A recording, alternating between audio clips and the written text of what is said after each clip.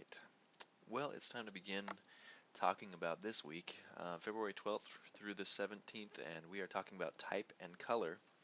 And so, of course, you'll read the chapters in the textbook about type and color, the type and color basics. And then I have a few videos here about learning about type and color that just kind of give you a nice information about color schemes.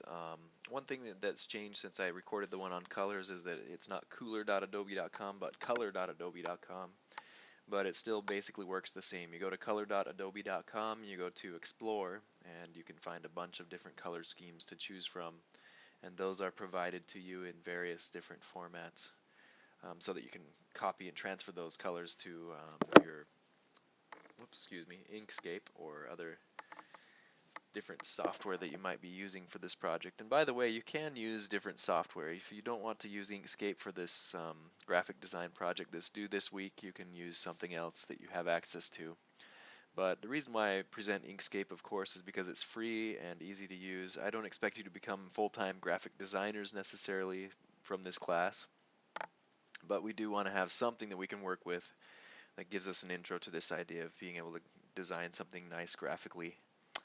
And then, of course, you'll watch the presentation about fonts and use some basic fonts to use for blocks of text for reading. Include some of those serif or sans serif fonts that are there.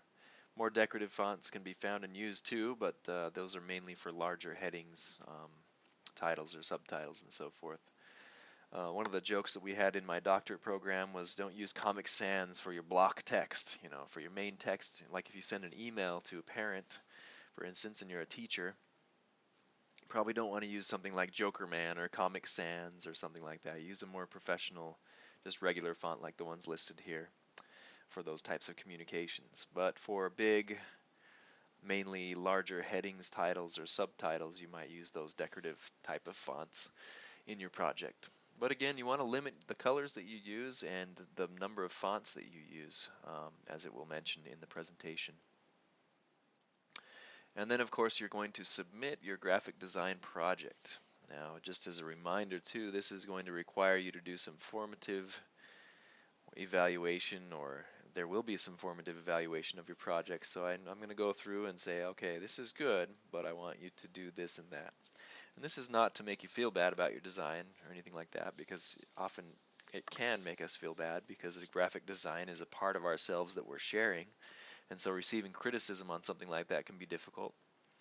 It's not about that, it's just more about the fact that most graphic design projects are this way, where there's going to be somebody giving you feedback, and you'll have to make some changes on that. So that's the plan anyway, is for me to give you some feedback on your graphic design that you submit, and then have you make those changes that are suggested. Again, I don't pretend to be the expert in graphic design of the world. But I do have a background in this. I've worked in different various situations where I've created logos or company papers or posters and things like that in my past, working with American Institute, and as well as other universities I've worked for. So I do have some experience, but again, I'm not the most knowledgeable person probably even here at the university about this. But I'll just give you some feedback, and it'll come in that way. Um, so that's something to be aware of. Also for this week, I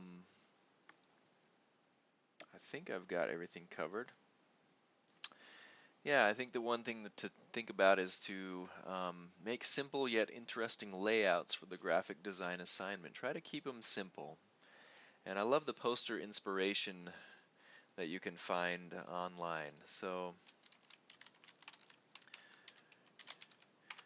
I think a lot of graphic design begins this way anyway. I did just a Google search for poster inspiration. And as we look at the different kinds of designs that are out there, I mean, they really are quite simple.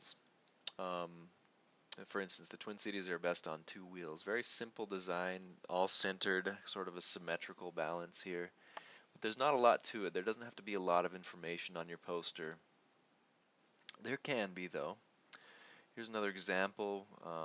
The different information is placed all around, kind of an interesting way.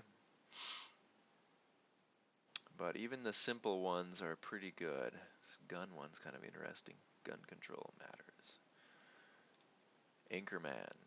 And if you notice on this one, for instance, you can see that it's quite simple.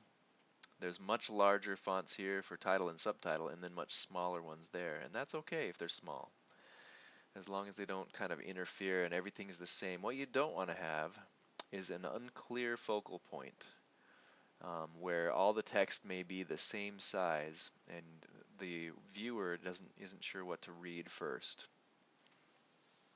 So go for simple on your poster designs, but I think you'll do just fine on this assignment as you get ready to submit it. And again, remember that I'll give you feedback on them, and I'll expect you to resubmit them. That's just part of the plan, and that's just the way that graphic design goes. So make sure you save the files in such a way that you can go back and resubmit or change things around a little bit if you need to.